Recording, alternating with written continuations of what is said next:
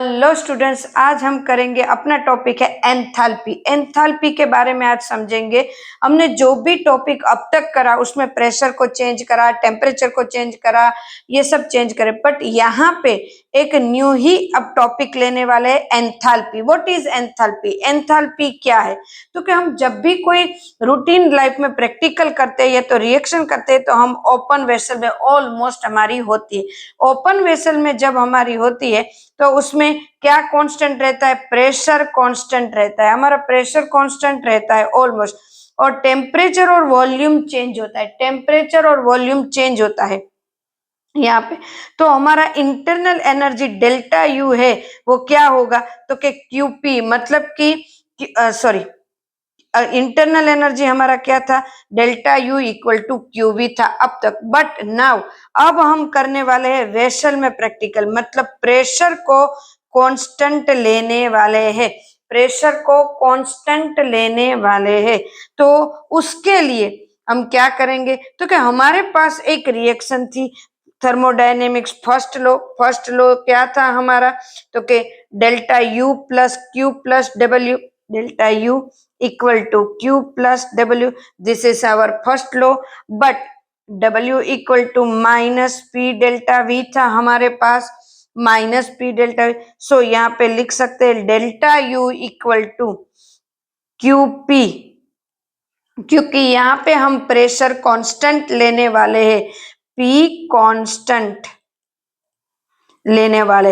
Open vessel में हमारी सारी रिएक्शन हो रही, तो क्या होगा? QP minus P delta V, P constant. Almost हमारी रिएक्शन यही सारी होती है। अब नाउ डेल्टा यू क्या है?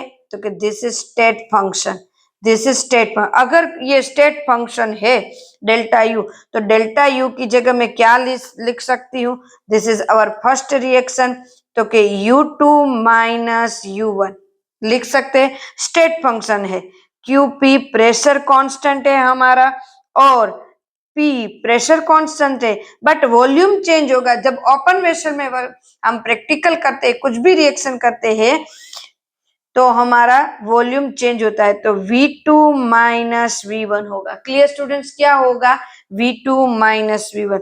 तो क्यूपी को यहाँ ले आते, लीडर बनाते, और U2 minus U1 minus PV2 plus minus minus plus PV1। Clear है स्टूडेंट्स? उसको रीअरेंज करते हैं, उसको रीअरेंज करते हैं तो हमें क्या मिलता है? QP equal to U2 minus minus plus PV2 minus minus बाहर निकलेगा, U1 प्लस PV1। क्लियर है स्टूडेंट्स? माइनस इस तरह से ये हमारा इक्वेशन होगा। This is equation number 2। अब यहाँ आगे चलते, चल अब तो कि अब जो इक्वेशन में आया, तो कि यहाँ पे जब हमने बहुत सारे प्रैक्टिकल करे तो थर्मोडायनेमिक्स में जो फंक्शन मिले डेल्टा H, जो एंथैल्पी मतलब जो एनर्जी चेंज हो रही है पूरी की पूरी रिएक्शन में, वो internal energy and pressure and volume के ऊपर डिपेंड है। जो हमें एंथैल्पी मिल रही है, मतलब एनर्जी जो चेंज हो रही है पूरे रिएक्शन में, वो किसके ऊपर डिपेंड है? तो कि उनकी इंटरनल एनर्जी क्या थी वो, और पी प्रेशर और वॉल्यूम क्या था ये। क्योंकि टेम्परेचर को तो हम देते रहेंगे, तो वो अभी हमने उसको मेंटेन नहीं किया, मतलब उसके लिए मेजरमेंट अभी हम नहीं कर रहे। क्यों? Depends upon P and V. तो यहाँ पे हम दिस इज स्टेट फंक्शन है, तो delta H equal to delta U plus pressure is constant P delta V। Clear है? क्योंकि हमारा प्रेशर है वो कांस्टेंट है। तो अब यहाँ पे मान लो कि रिएक्शन है कांस्टेंट प्रेशर में हो रहा है। कांस्टेंट प्रेशर में जब रिएक्शन होता है तो उनकी जो भी एनर्जी चेंज होगी, एनर्जी मतलब Q, जो भी चेंज होगा दिस इज हीट होगा। वो क्या होगा? हीट, मतलब एंथैल्पी होगा। ये भी एक याद रखना है, ध्यान रखना स्टूडेंट्स। यहाँ पे हमने delta U equal to QV लिखा था, क्योंकि वॉल्यूम चेंज होता है सॉरी वॉल्यूम कांस्टेंट होता है तो जो भी चेंजेस होगा वो इंटरनल एनर्जी होगा, और प्रेशर कांस्टेंट होगा तब जो भी चेंजेस होगा वो हमारा एंथैल्पी चेंजेस होगा, मतलब जो भी होगा वो हीट होगा। अगर डेल्टा एच पॉजिटिव है बराबर, और डेल्टा एच नेगेटिव भी मिल सकता है। अगर डेल्टा एच पॉजिटिव है तो endothermic reaction, this is endothermic, मतलब अंदर एनर्जी आ रही है बराबर है। सॉरी नेगेटिव है, ये पॉजिटिव ये नेगेटिव, सॉरी पॉजिटिव है तो endothermic, and delta H negative है तो एक्सोथर्मिक, मतलब एनर्जी जा रही है, exothermic. Clear students, endothermic and exo, positive मतलब बाहर से आ रही है, एब्जॉर्ब कर रही है वो एनर्जी, मतलब एंडोथर्मिक। एक्सोथर्मिक रिलीज कर रही है एनर्जी, रिलीज कर रही है, कम हो रही है एनर्जी, तो एक्सोथर्मिक। क्लियर है।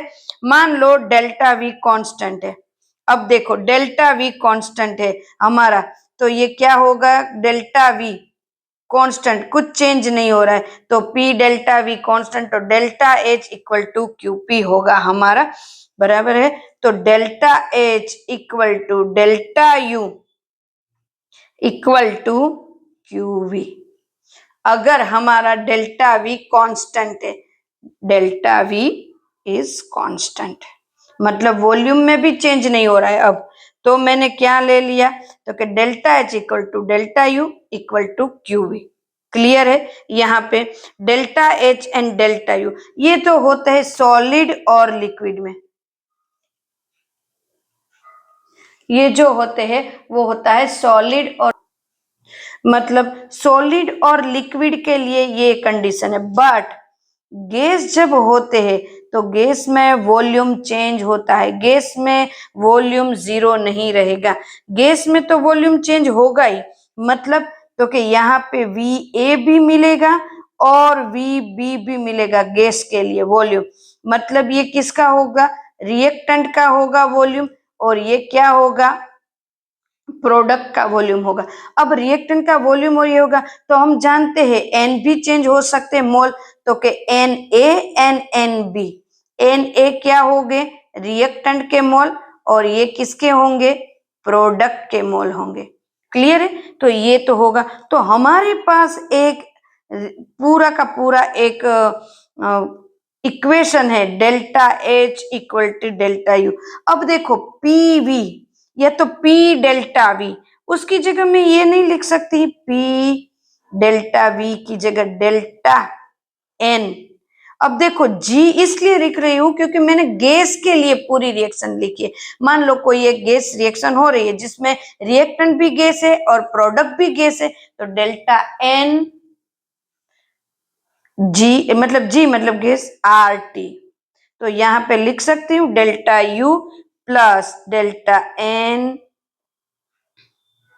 GRT लिख सकते हैं, ये delta U and delta N GRT लिख सकते हैं। बट ये आया कहां से, चलो करते पहले इसको कैसे आया। चलो PVA इक्वल टू NART ऐसे डायरेक्ट भी लिख सकते हैं, और इसको ऐसे प्रूव भी करना पूछते हैं।